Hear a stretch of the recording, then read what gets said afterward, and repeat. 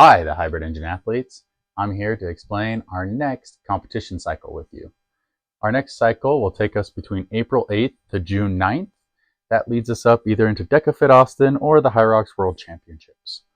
It's going to be 9 weeks long, and this is our competition season part number 2. These events are coming up within this competition cycle. That includes Hyrox Cologne, the last chance qualifier, these other Hyrox events, the first DecaFit of the season, which is DecaFit SoCal and Anaheim, DecaFit NorCal, and DecaFit Colorado, as well as DecaFit Austin. So several Hyrox. Remember, if you're going to any competition, whether it's a Hyrox or a DecaFit, and you need a taper from the current week of the program into that event, just send me a DM through Fitter and I'll be able to get you a taper. If you remind me about 9 to 10 days out from the event, I'll send you one that's about 7 to 9 days in length. Okay. Going on, like I said, the next 9 weeks is competition season part 2, which will go from April 8th to June 9th. The theme of this one is Disney's heroes and villains.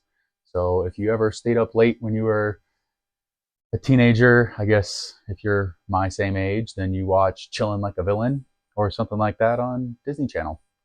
And what we're going to do is how are we going to achieve competition goals, right? So we're going to have our double threshold base, which we've been doing throughout this whole thing. That's the base running of it. We're going to include some fartlek runs this time on Wednesday. So fartlek runs are going to be your higher touching of the speed. We're focusing on global fitness, but we're going to have specific skills. So we want to be completely fit and be able to do anything at any time, but at the same time, we're going to have specific skills that relate to hybrid fitness, including DecaFit and Hyrox. And we're going to hit targeted intensities, and you'll see that through the GPP when I get over there. We're going to focus on competition movements. We're going to focus on our volume. So those of you that have been running consistently with us, you're usually in the 50 to 60 mile range right now. Look for that to ebb and flow. The deloads will ebb down to between 45 to 50 now, and your higher weeks will come up and start pushing that 55, 60 limit. And if you're at a higher volume than that, you can always extend your long runs, extend your warm-ups and cool downs to be able to gather more volume in an aerobic base for running, or you can do it on the machines as well. We're going to focus on our core, stabilizing our core, and getting that ready for any strength components, and because it is our number one support in our body. And we're just going to have some body awareness. So you'll see a little bit more body weight movements so that you know how to move through space. Because body awareness, where you're at, how you are moving, will really help you succeed, especially in these sports. So how it's broken down, this is per day. Monostructural strength, applied strength, which is also our power or skills, gross conditioning, and then our general physical preparedness, GPP, and extra credit. Mondays, you'll see easy runs. Tuesdays, thresholds. Wednesdays, fartleks. Thursdays, easy runs, active recoveries. Fridays, thresholds. And Saturdays, easy and long run. And Sunday is an easy run. Now, if you're following our progression, it's 2 days on, 1 day active recovery, 3 days on, 1 day active recovery / off, depending on your ability.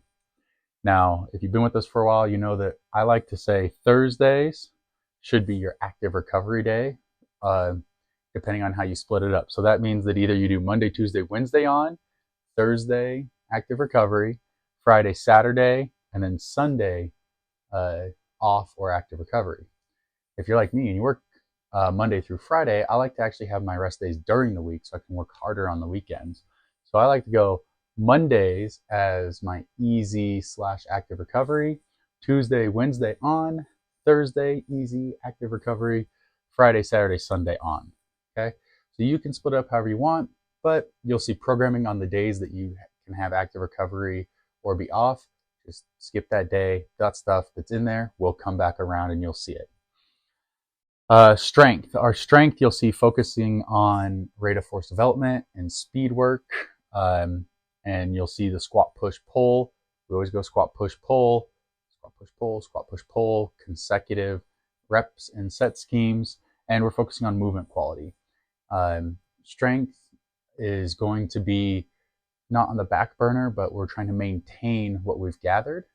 So what we want to do with your strength is actually, if you're feeling that good that day and you want to push the weight, go for it. Whatever the sets and rep schemes are, go for pushing the weight. If you're not, take it easy. Do the movements. Adding weight to quality reps, you will progress. Okay? So that's going to be your strength portion. Applied strength. You're going to see plyometric drills now. We're working on explosiveness, box jumps, explosive push-ups, several things like that. You'll see time under tension. You guys will start to see some wall sits. You'll start to see some planks. You'll start to see some static holds.